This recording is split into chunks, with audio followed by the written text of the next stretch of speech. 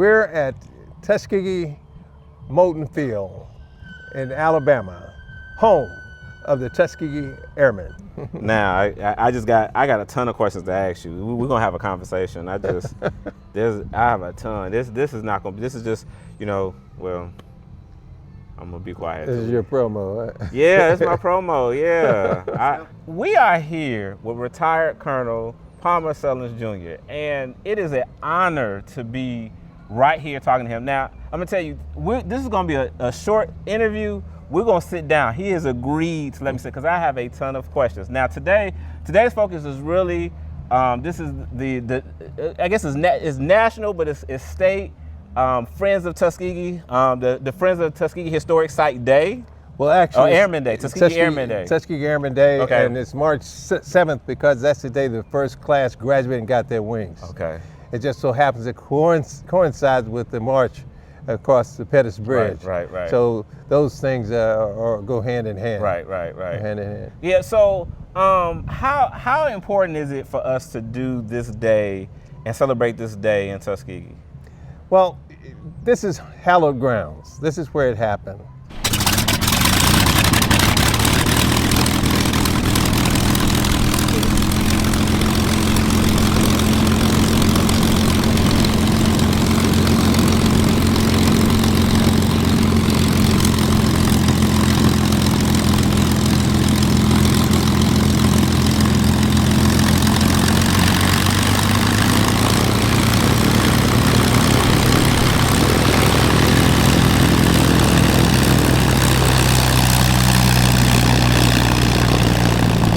So you must make sure that the legacy and the things that the Tuskegee Airmen did in way of shaping the history of this country never forgotten. And so you have the museum here, which is an testament to what went on. And our intention in working in partnership with the Park Service is to make sure that this legacy is told accurately and that you get a chance for people to come and walk these hallowed grounds and then experience some of the things that the airmen experienced when they were training here. Okay. So for those who don't know about the Friends of Tuskegee Airmen, Inc., the nonprofit organization, right. what tell us? Friends of Tuskegee Airmen were actually put together back in 2007. Mm-hmm. And during that time, the idea was to form a partnership with the Park Service to work with them and support them in helping to tell the story and to help to make sure that the legacy, again, never goes away. Okay. Now, this gentleman right here, and like I said, I honor Chief Anderson. Okay. We can't go deep into detail. We just don't have enough time. But for you to be 9 years old and just have that influence, obviously very important. Tell us just a little bit about that, and you really being active as a pilot yourself. The chairman of the board of the organization? Well, my mother tells me that I was always excited when an airplane flew over the house. And I don't live but I live very, very close to here, just right up the hill, maybe a mile or so, a couple of miles up the road. Okay. And she says that as a toddler, I just get really excited about it. And I got my chance to meet Chief Anderson one day on campus, and I was in school with both of his sons, Charles and Alfred. Okay. And I heard him on the campus in one of the armed forces, they talking about Charles and Alfred not being as, not really wanting to get in aviation the way he wanted them. Yeah. And so I just walked up behind him and asked him if I could be his son. And so that's where it started. Okay. That's where it started. Okay. And from there, he took me on the first flight, which I'll tell you about that next time. That's real details. You heard it here. He's going to tell us the story. So yes, definitely. Yes, and but that was the beginning of my dream. Okay. And he taught me a lot about focusing and definitely flying airplanes. Okay. And so now I've got 21,500 hours of flight time. Can't hear anymore, but that's one of the things that comes with all that time. Okay. But I owe it all to Chief Anderson. Okay. So can you tell us how, if anybody wants to help or support the organization, what are ways that they can support? Yeah.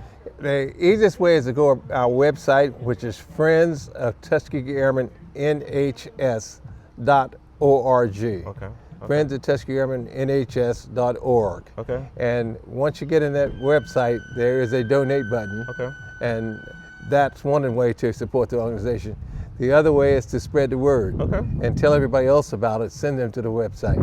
But when you go in there, it tells the history and gives you a mini tour of what you see when you come to the site out here at Moton Field and the hangars that are over there.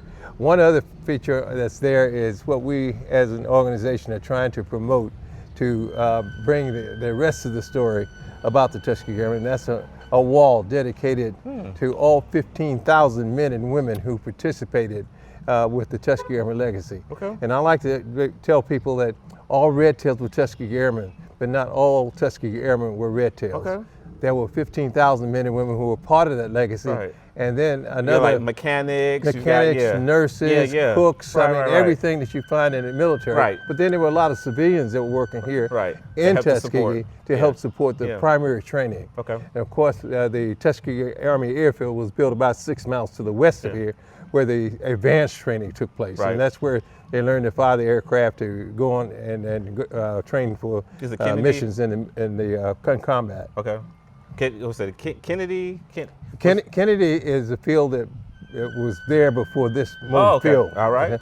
Okay. So when the challenge came to Tuskegee Institute to develop the program, the Kennedy Field was used because Mr. Kennedy had an airfield, an airstrip, and they allowed the university to start the training there. Okay.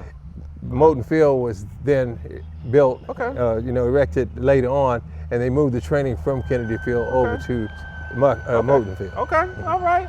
Well, I really appreciate it. Colonel Sullens, I really appreciate you taking the time. Well, I appreciate it and look for the opportunity to talk to you we're going to sit down and talk. All right. We're going to sit down. You got to check it out. You heard it here. Thank you. All right. All right. We're at Tuskegee Moton Field in Alabama, home of the Tuskegee Airmen. Hey, I hope you're enjoying the conversation. Just want to take a little break, and I need you to do a couple of things for me real quick. First, I need you to go ahead and subscribe and like. So like this video, subscribe to the channel. What that does, that helps me bring more information and great interviews and conversations about Tuskegee. That's ultimately the goal. So if you go ahead and like and subscribe, that would definitely help. The next thing is, if you are looking to tour and have an experience of Tuskegee and your organization, maybe you're a school, maybe you're having a family reunion, let Tuskegee Tours handle everything. We organize and facilitate your whole tour. It has been an awesome experience. If you check out the channel, you see other people that have enjoyed the experience, and you can too. If you want to get some information about how we can organize your tour, just look in the description and we'll be happy to give you that information. Other than that, I need you to go ahead and let's get back to the conversation.